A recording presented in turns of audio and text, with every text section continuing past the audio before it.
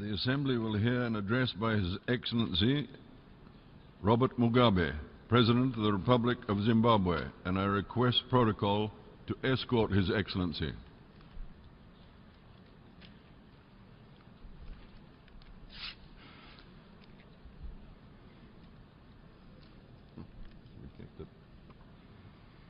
On behalf of the General Assembly,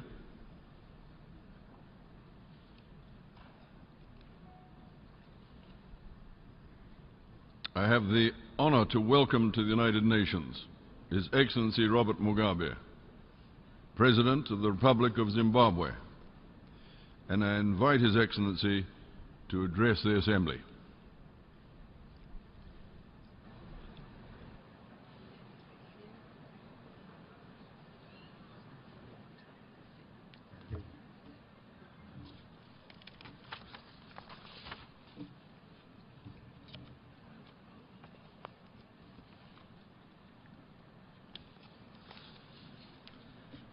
Your Excellency, Mr. Peter Thompson, the President of the 71st Session of the General Assembly, Your Excellencies, Heads of State and Government, Your Excellency, Mr. Ban Ki-moon, Secretary General of the United Nations, distinguished delegates, ladies and gentlemen, comrades and friends.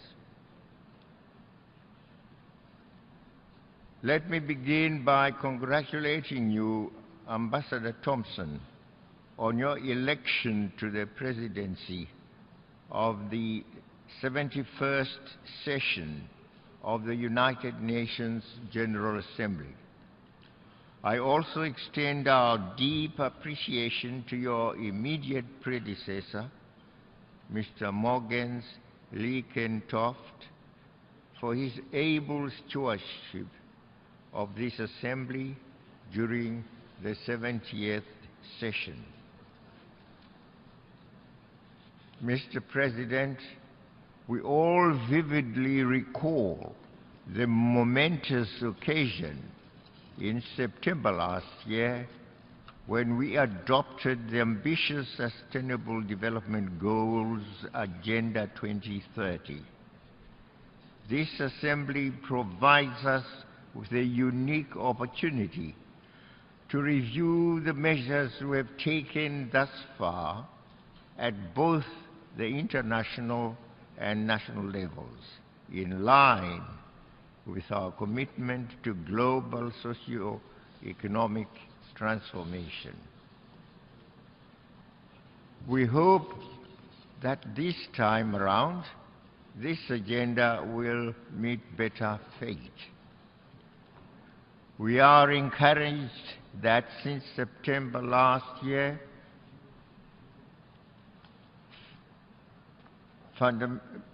fundamental steps have been and are being taken at various levels to implement Agenda 2030. In this regard, we note the convening of the Global Infrastructure Forum in April this year, the convening of the Multi-Stakeholder Science, Technology and Innovation Forum in June, the launch of the Technology Facilitation Mechanism and the activation of it online platform. We also note the follow-up meetings pertaining to the development of concrete actions for the implementation of the Addis Ababa Action Agenda on financing and for development. These activities at the global level have been equally matched at the national level, with virtually all member states reporting preparations to implement this universal agenda. Mr. President, on our part, I'm happy to inform you that we have established national and multi-stakeholder and multi-sector structures to domesticate and implement the 2030 agenda. And we have done that in a coordinated and integrated manner with our National Development Program, the Zimbabwe Agenda for Sustainable Socio-Economic Transformation, in short, ZIMASET. Our task of domesticating Agenda 2030 has been made relatively less challenging in that the vision and aspirations of our national economic blueprint and the global agenda are basically the same. Our biggest impediment to the achievement of the 2030 agenda is the burden of punitive and heinous sanctions imposed against us by some hegemonic and neo-imperialist powers amongst us here. My country, Zimbabwe, is the innocent victim of their spiteful sanctions imposed by the United States and other Western powers. And these countries for some 16 years now have maintained the sanctions on us. As a country, we are being collectively punished for exercising the one primordial principle enshrined in the United Nations Charter, that of sovereign independence. We are being punished for doing what all other nations have done and do, still do, that is, possess, own their natural resources, and listen to the basic interests of their people. Those who have imposed these sanctions would rather have us pander to their interests at the expense of the basic needs of the majority of our people. As long as these economic and financial sanctions remain in place, Zimbabwe's capacity to fully and effectively implement Agenda 2030 will be deeply curtailed. I repeat my call to Britain, Europe, and the United States and their allies to remove the illegal and unjustified sanctions against my country and its people. Let us all be bound by our commitments to Agenda 2030, under which we agreed to eschew sanctions in favor of dialogue. Mr. President, this session of the General Assembly will elect the next Secretary General of our organization. We have witnessed commendable efforts aimed at making the selection process of the next Secretary General inclusive and transparent. The greater involvement of the General Assembly and therefore of the majority of our membership does not, however, mask the opaqueness of the process at the Security Council level. We expect the current experience to lead to a more inclusive and transparent process in the future. Mr. President, for over 20 years, many of us have come to this rostrum, pleading and demanding the reform of the Security Council. Today we are no closer to achieving that goal than we were 20 years ago. This is so in spite of the universal acknowledgement of the injustice, unfairness, and inappropriateness of the current composition of the Security Council.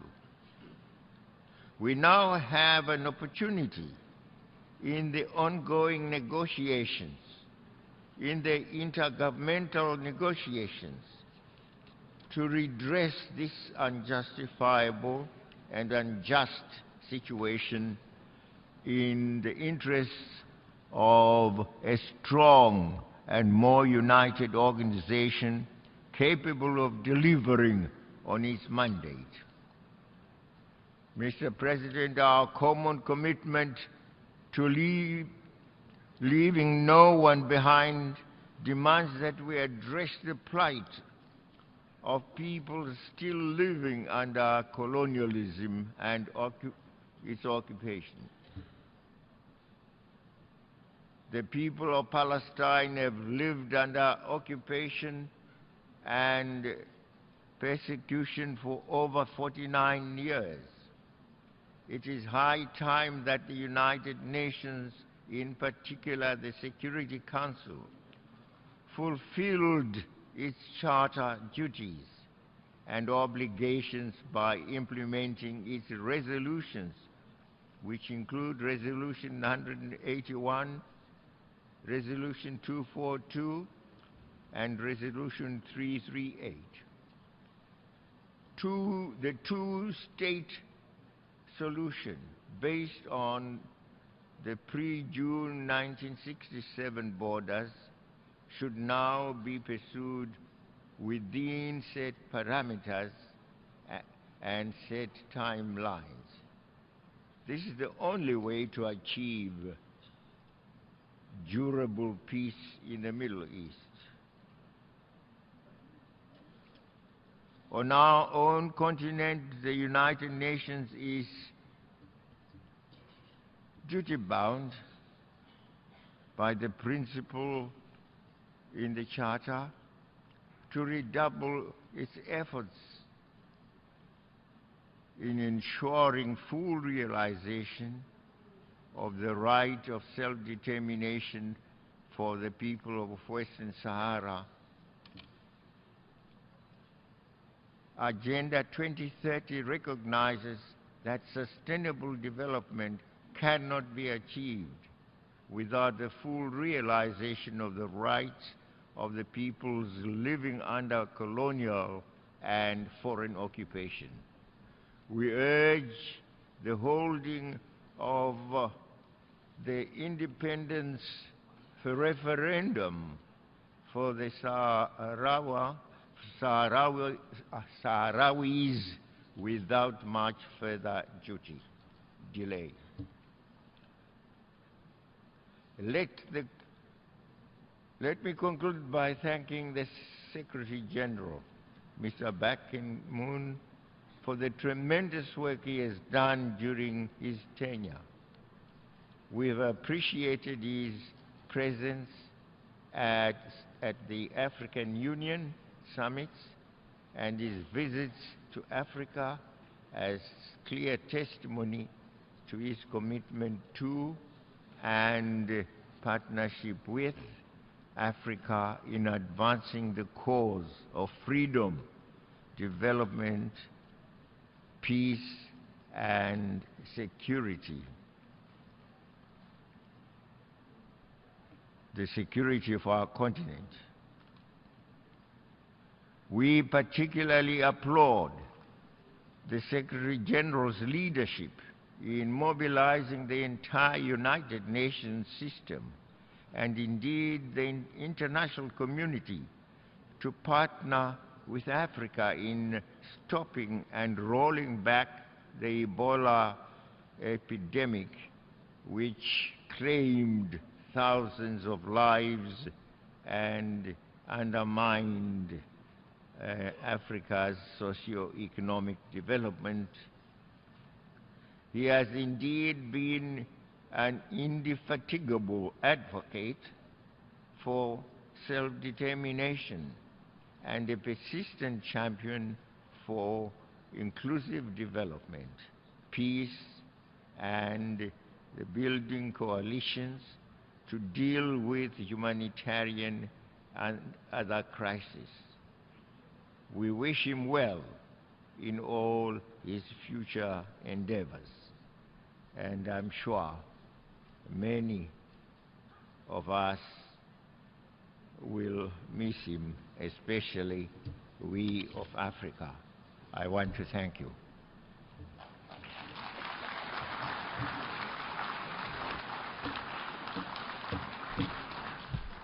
On behalf of the General Assembly, I wish to thank the President of the Republic of Zimbabwe for the statement just made. And may I request representatives to remain seated while we greet the President.